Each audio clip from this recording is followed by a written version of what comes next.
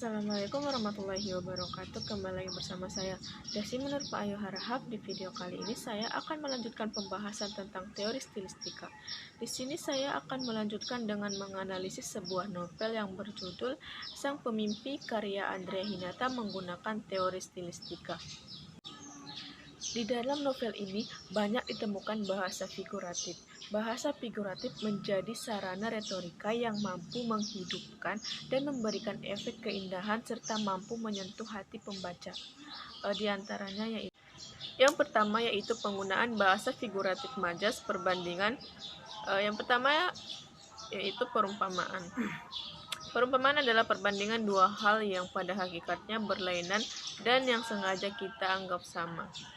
Kutipan dalam novel Sang Pemimpi karya Andrea Hinata, jantungku berayun-ayun seumpama punchbag yang dihantam beruntun seorang petinju. Yang kedua yaitu personifikasi. Personifikasi adalah bentuk gaya bahasa perbandingan yang menggambarkan benda-benda mati atau tidak bernyawa seolah-olah berperilaku seperti manusia. Contoh yang ada pada novel Sang Pemimpi adalah di berandanya, dahan-dahan bantan merunduk kuyu menekuri nasib anak-anak pelayan yang terpaksa bekerja.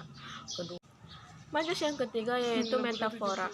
Metafora merupakan suatu bentuk gaya bahasa yang membantu seseorang pembicara atau penulis melukiskan suatu gambaran yang jelas melalui komparasi atau kontras. Contoh metafora yang ada pada novel Sang Pemimpi yaitu kedua bola matanya itu, sang jendela hati adalah layar yang mempertontonkan jiwanya yang tak pernah kosong. Kedua, Arai adalah sebatang pohon kara di tengah padang karena hanya tinggal dia sendiri dari garis keturunan keluarganya. Empat yaitu pleonasme. Pleonasme adalah acuan yang mempergunakan kata-kata lebih banyak daripada yang diperlukan untuk menyatakan suatu gagasan. Adapun pleonasme yang ada pada novel Sang Pemimpi, yang pertama, bumi laksana tanah yang dilantarkan tenaga dahsyat kataklismik, menggelenggak sebab lahar meluap-luap di bawahnya. Yang kelima yaitu antisipasi atau prolepsis. Pengertian dari antisipasi atau prolepsis adalah semacam gaya bahasa di mana orang mempergunakan lebih dahulu kata-kata atau sebuah kata sebelum peristiwa. Contohnya, orang melayu untuk melabraknya, tapi lambat-lambat berderak langkah seperti pantofel. Majas yang kedua yaitu majas pertentangan.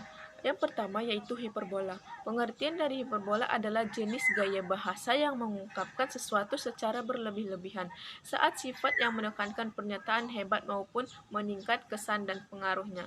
Contohnya, dia mengejarku dan berusaha menjambak rambutku dengan tangan cakar macannya. Yang kedua yaitu litotes. Litotes adalah semacam gaya bahasa yang mengandung pernyataan-kenyataan atau fakta namun merendahkan diri. Contohnya, tak apa-apa kita duduk santai di bawah buah nangka, semacam itu toh Tuhan mencatat dalam bukunya. Yang ketiga yaitu ironi.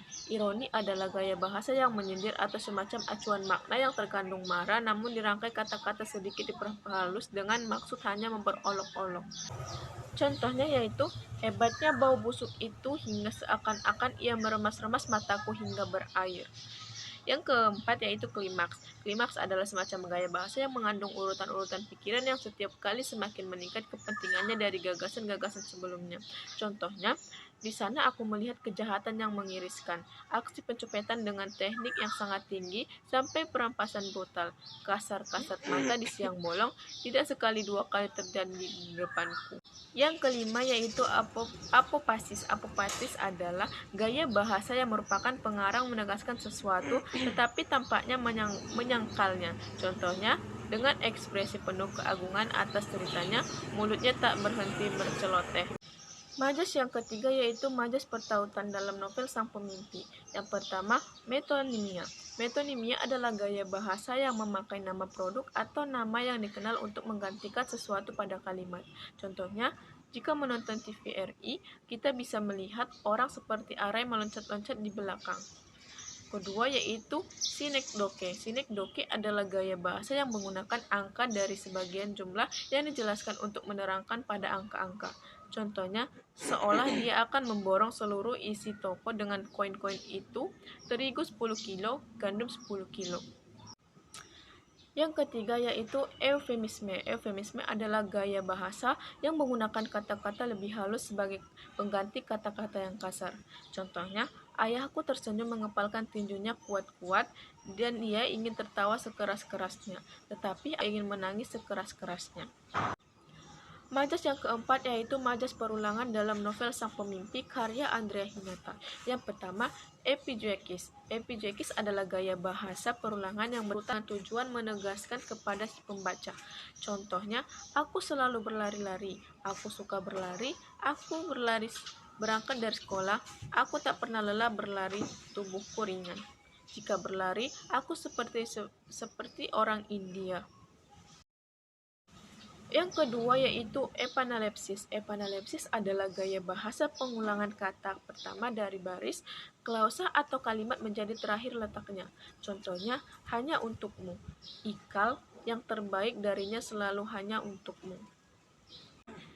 Baik, sampai di sini saja pembahasan tentang teori stilistika dalam novel Sang Pemimpi karya Andrea Hinata. Sampai jumpa di video selanjutnya. Wassalamualaikum warahmatullahi wabarakatuh.